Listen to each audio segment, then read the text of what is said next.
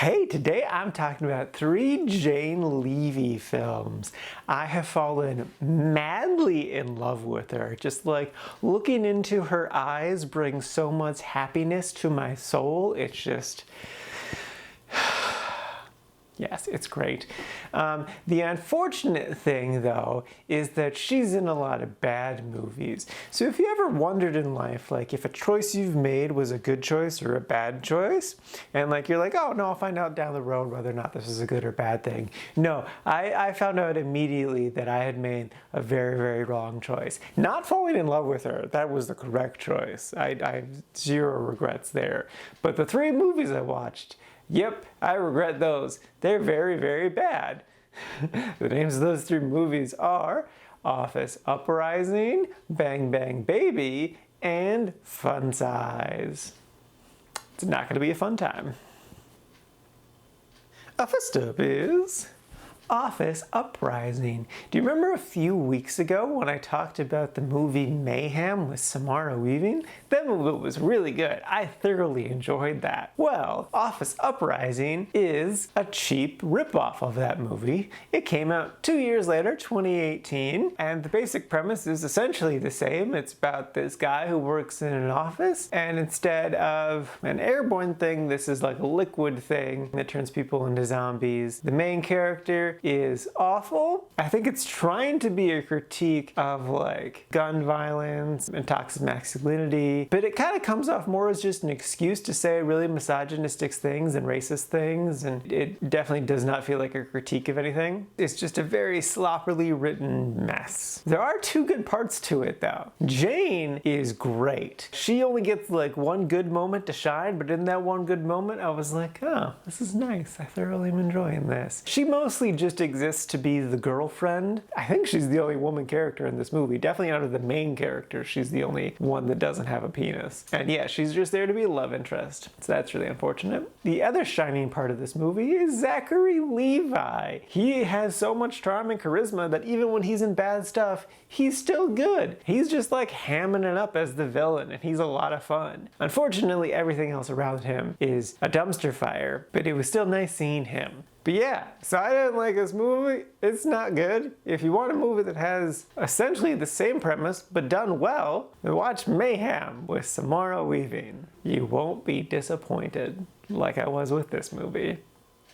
Next up is Bang Bang Baby. This movie I was pretty jazzed about because it has like a cool 60s aesthetic, and I'm like, ooh, I like 60s aesthetic. This is gonna be a lot of fun. Now I'm gonna tell you the basic premise, but the basic premise is gonna sound way more interesting than this movie actually is. So in 1960s rural Canada, this small town girl, Jane Levy, is a talented singer and wants to make her way into the world of music. But unfortunately, her dad is an alcoholic and literally throws away her one opportunity to follow her dreams. So instead, she goes to the school dance where she is raped by an adult. That makes it statutory, right? Which results in a pregnancy, which she is forced to keep, and then she is forced to marry her assaulter, her rapist, but she mentally can't handle all of this trauma because that's fair. So instead she invents this fantasy musical world where she is dating her celebrity boyfriend, but then there's also like mutant stuff going around and everyone's mutating and she has like a demon spawn in her belly, but that's a metaphor for the fetus inside of her. And yeah, this movie is a giant mess. I think it's trying really, really hard to be like Little Shop of Horrors in like that mixture of an older aesthetic with sci-fi elements. But the sci-fi elements feel super, super out of place and just don't work with the rest of the aesthetic. And then like the music, like the songs, aren't good songs and they aren't incorporated well. And then like they had the idea to leave the reveal that this is all just in her head as like a big twist for the end. But it just really doesn't work as a big surprise ending because it's pretty clear that that's going on, even though they don't want it to be clear. So it doesn't work on a lot of different levels. And even though I'm madly in love with Jane and she was the lead of this movie, getting to stare into her beautiful eyes did not help this movie whatsoever, which is really really impressive. So yes, that's really unfortunate. And I thoroughly did not enjoy it. And lastly is Fun Size. This movie. This is a Nickelodeon movie, which was very surprising to me considering how sexual it was.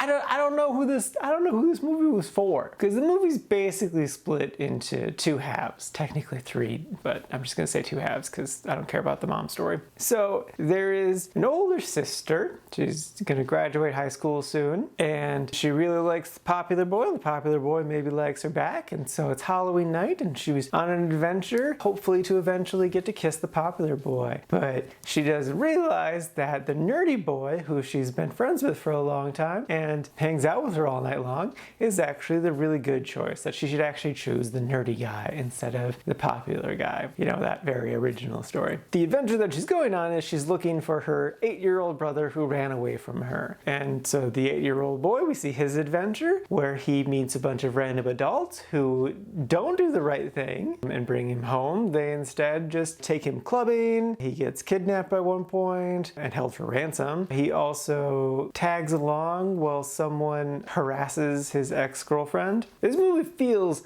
like it was written by a horny 12-year-old, because like most of the jokes feel like they're targeted for little kids. Like it feels like it's a regular Nickelodeon little kids movie, but then they have lots of swearing in here. The main character gets called a bitch by a kid, and I think that's supposed to be funny, but it's not. It just feels misogynistic. They say boobs and butt and ass a lot.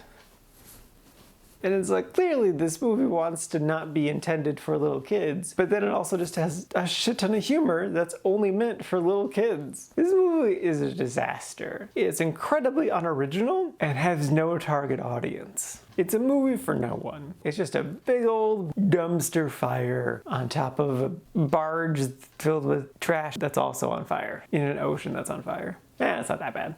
The ocean isn't on fire, but it is really bad though.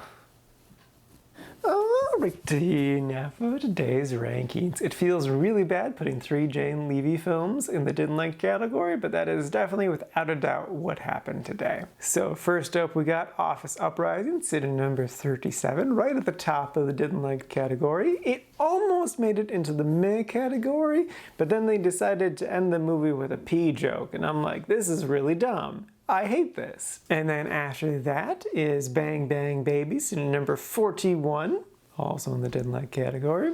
And then bringing up the rear is Fun Size, sitting at number 42 in the didn't like category. And this is out of a total of 45 old movies so far this year.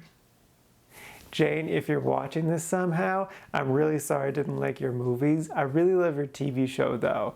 Also, I love Don't Breathe. If you probably don't know that though. I love Don't Breathe. Don't Breathe was great.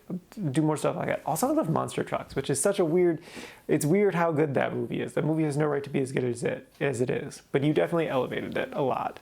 I still recommend Monster Trucks. Like, watch Monster Trucks. It's good. Okay.